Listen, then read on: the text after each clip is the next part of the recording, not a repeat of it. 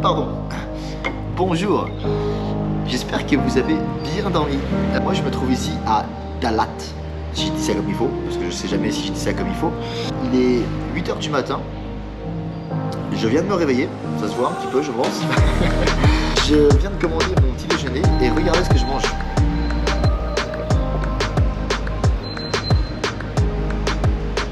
Oula, vous êtes pas de buée, vous. Ah, c'est vieux. C'est des boulettes de bœuf, c'est un plat local. C'était proposé au petit déjeuner, je me suis dit bah, pourquoi pas, on va essayer. À la base c'était une sauce tomate, mais je vois pas trop de tomate. Et il y a du pain avec. Donc là c'est une très bonne chose. Et donc on va goûter ça. Autre chose que je voulais vous dire aussi, enfin, que je voulais vous faire deviner, le petit déjeuner n'est pas inclus. Il n'y a pas de piscine, il n'y a pas de bière gratuite, d'accord. Mais devinez combien je paye la chambre ici. Dites un nom au hasard et essayez de trouver combien je paye la nuit ici. Vous savez pas? Allez, je vous l'affiche là sur l'écran là. Regardez. Ouais. 1,34 € la nuit. Comment c'est possible? Et j'ai super bien dormi. Il y avait des rideaux, il y a des casiers, le matelas est confortable, enfin. On va manger ça. On va goûter ça.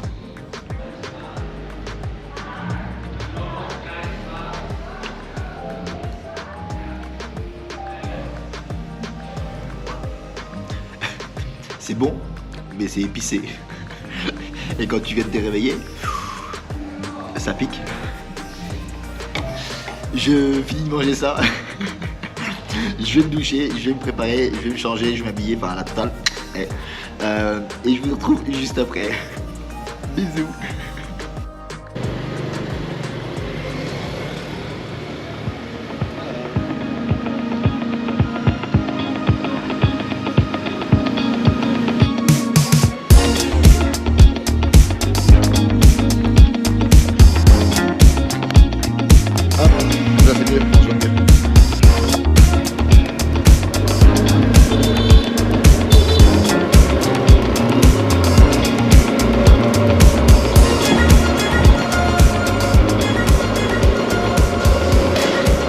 Comme vous pouvez le voir, 2-1. Voilà. Je sais pas où je vais. Non, c'est pas ça. 2-1. J'ai pas besoin de mes lunettes de soleil ici. Ça c'est sûr. Il fait gris. Et de 2, comme vous pouvez le voir aussi, j'ai ma veste. Et j'ai ma veste parce qu'il fait froid. Il fait toujours aussi froid. Si vous avez regardé les épisodes précédents, vous aviez pu voir que sur la route déjà il faisait que 24 pour venir jusqu'ici. Et ce matin je me réveille, il fait 17. C'est bon, 17 degrés. C'est parce qu'en fait cette ville où on se trouve, donc Dalat, elle est dans les montagnes. Alors on n'est pas non plus à 3000 mètres d'altitude, hein. C'est pas les Alpes, c'est pas les Pyrénées. Mais quand même, on est en altitude, ce qui fait qu'il fait vraiment plus frais. Comme à l'accoutumée ce matin, quand j'ai été à la réception, je lui demandais un petit peu ce qu'il y avait à faire ici.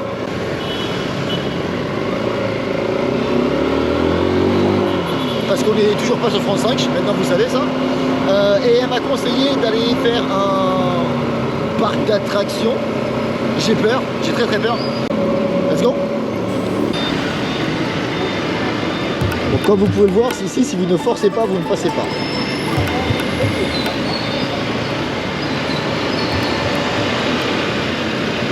Nous y voici. On a pu garer la beauté derrière. Première chose que je vois et qui me fait très peur, c'est ça.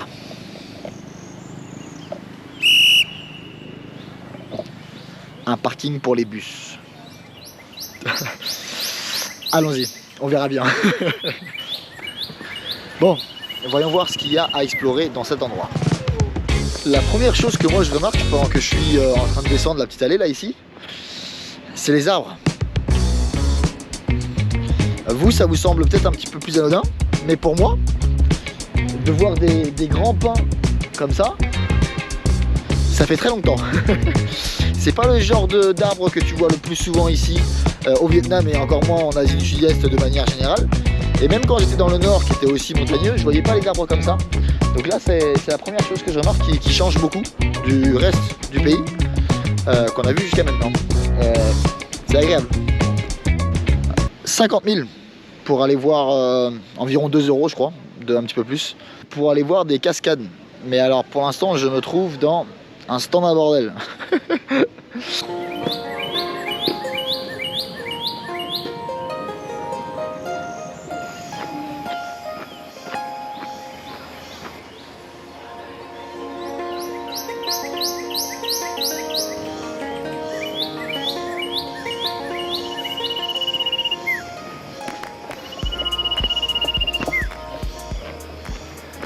Un truc qui change et qui fait du bien, c'est l'air pur.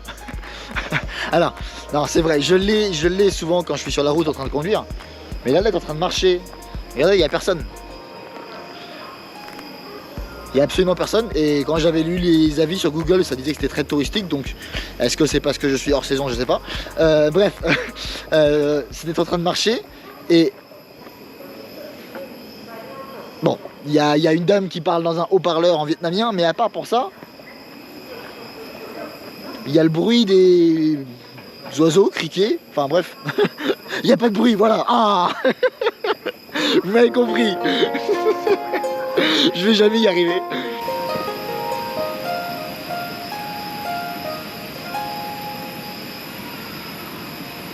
Ah, regardez, c'est ça le truc qu'il y a à faire là. Tu rentres dans une petite voiturette et tu peux suivre les rails. Oh oh. C'est rigolo en vrai. J'ai toujours kiffé les cascades. Vous voulez voir la cascade? C'est pas si mal hein. Bon, on n'est pas tout seul. Mais pour un endroit qui devait être touristique, c'est pas si mal.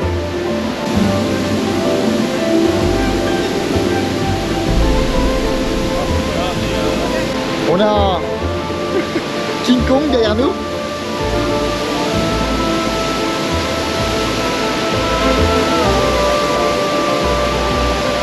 Et là il y a d'autres cascades. Oh!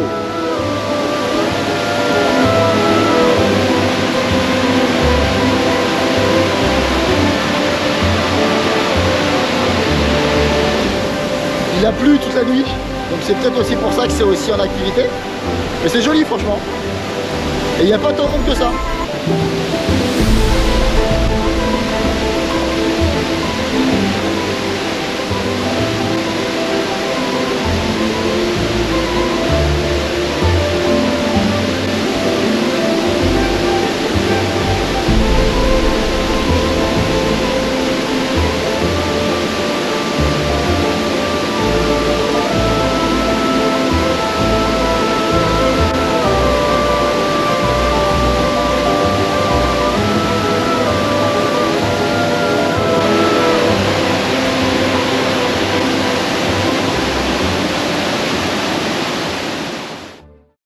Et les gars, le ticket là, de la nacelle, du petit train là qu'on a vu, c'est 100 000 dong. Ça fait environ 4 €, 4,20 € je dirais. On le fait ou pas? C'est vous qui me dites. Bon, si je suis là-dedans les gars, vous vous doutez pourquoi? C'est pas pour rien. Hello. Okay, you keep ticket đầu góc again. Yeah, thank you. Get in the truck first. Okay. Hello. Okay, you sit in the I sit here? Yes. You go fast. Yeah. Yes sir.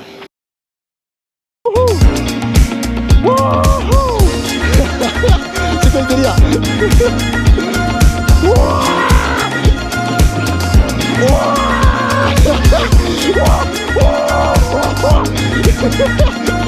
Ouais, je suis bien les gars, ça fait que je me jette. Place pour faire de l'IMAS. Le virage.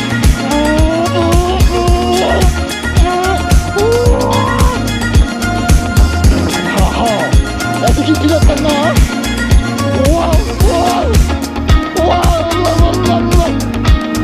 Le virage.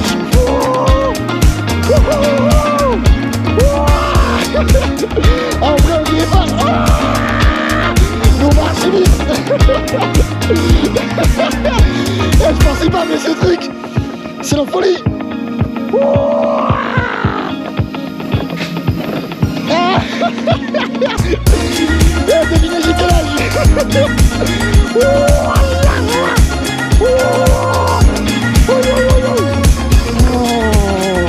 Allez dans 30 mètres.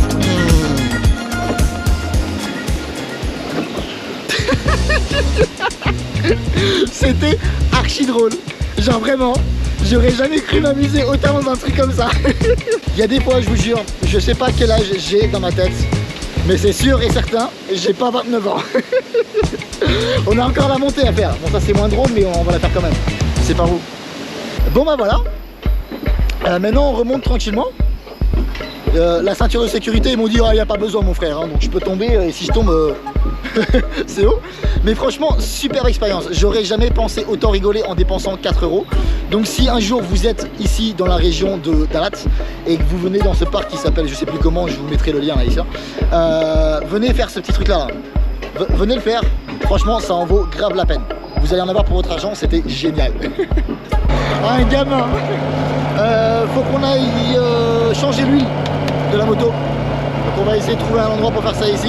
Il y a une chose que je dois faire avec la moto tous les 1000 km, c'est changer l'huile, resserrer les freins, resserrer la chaîne, regonfler les pneus, enfin voilà, un petit check-up comme ça.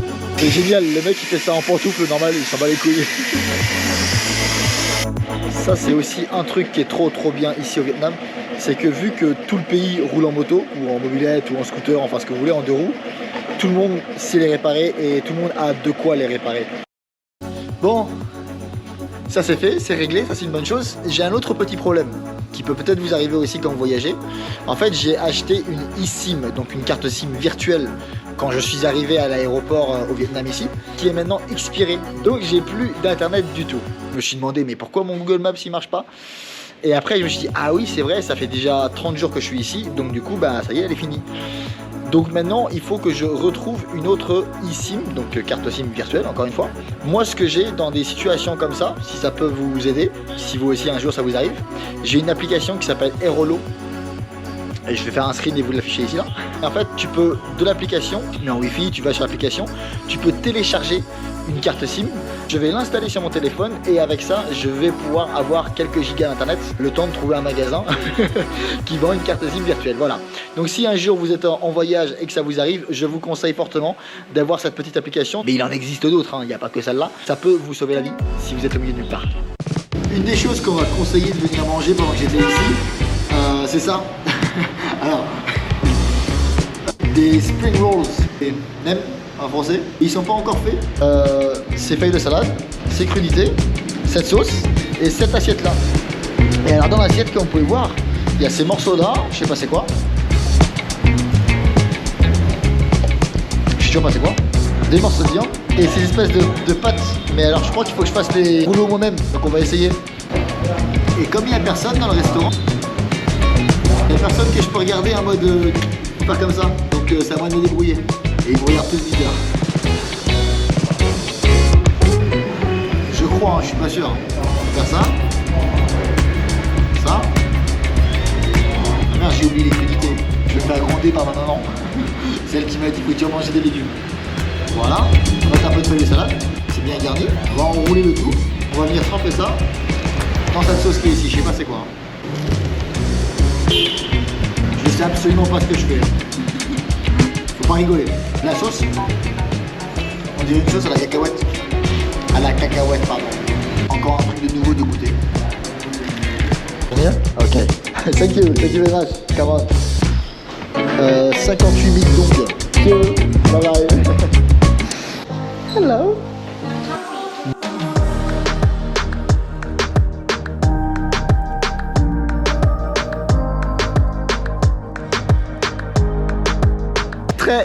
Très gentille cette petite demoiselle qui m'a proposé une bière. On a parlé du Vietnam, de la France.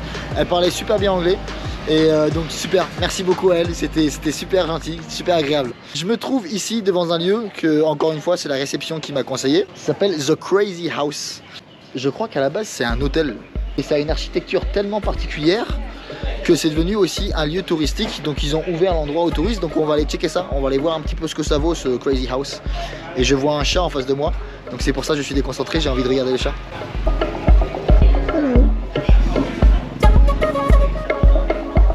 Voyons voir. Qu'est-ce que c'est que cet endroit? Hello. Would you like to have some information before walking around? Yeah, why not?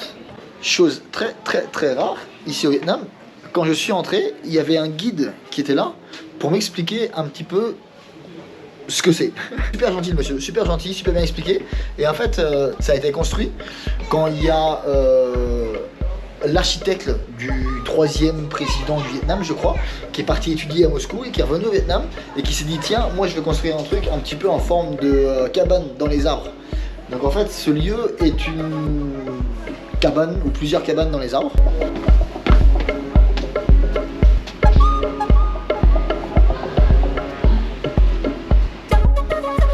Là, on va monter les petites marches.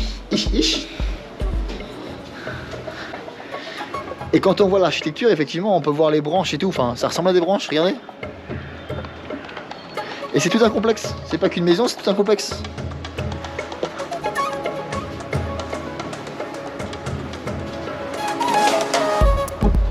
Et une des particularités de cet endroit, c'est que c'est aussi un hôtel. Enfin, c'est encore un hôtel.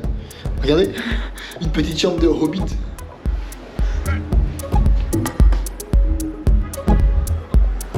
C'est rigolo.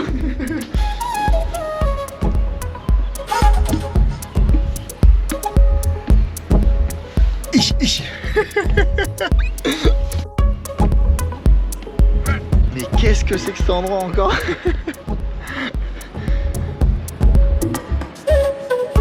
J'aurais jamais pensé faire un truc comme ça encore une fois au Vietnam. Je crois qu'on peut monter tout là-haut. Faut pas être gros, hein. Là on voit bien d'ici de là-haut, c'est un dédale de petits escaliers, de petites marches qui vont un peu partout, regardez. Là il y a des gens qui sont en train de monter. Et nous on va essayer d'aller par là. Sans se casser la gueule.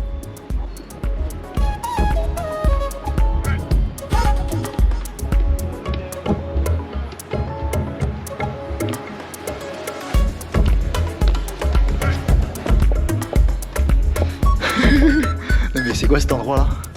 Regardez-moi ça. On va essayer de monter tout là-haut.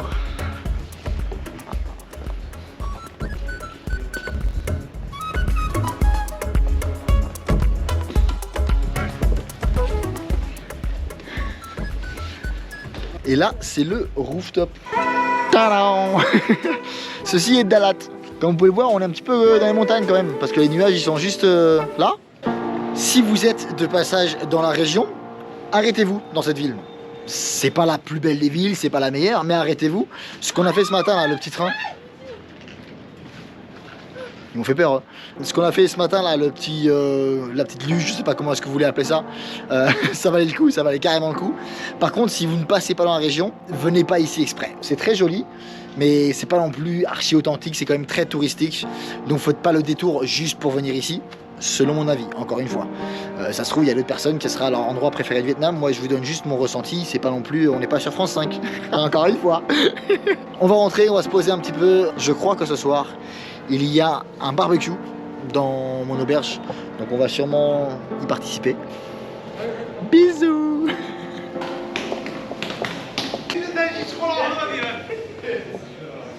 Regardez ce que j'ai trouvé dans la cour arrière. Une voiture de la Gestapo.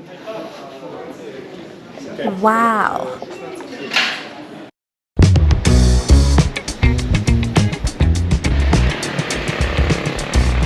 Il pleut et ça mouille. Sur le chemin du retour, j'ai réussi à trouver un magasin de l'opérateur que j'avais comme eSIM. Donc je suis rentré dedans, je dois expliquer la situation avec Google Traduction parce que personne parle anglais. Juste ici là. Dame super gentille a réussi à me renouveler mon truc et tout. Comme je vous avais déjà dit, imaginez même dans un magasin de téléphonie, tu ne peux pas payer par carte. Que de l'espèce, que de l'espèce, que de l'espèce. Donc ayez toujours de l'espèce avec vous quand vous voyagez.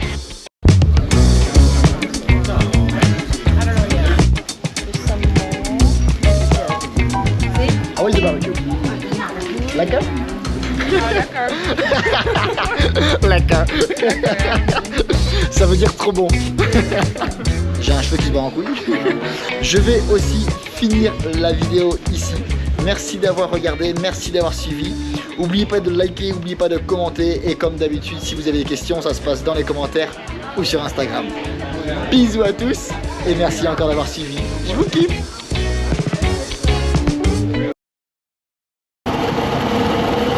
On n'est pas venu ici par hasard. J'ai un petit peu l'impression de me retrouver dans la prison des Baumettes à Marseille où on est arrivé ici à Saigon, Ho Chi Minh, enfin appelle ça comme tu veux.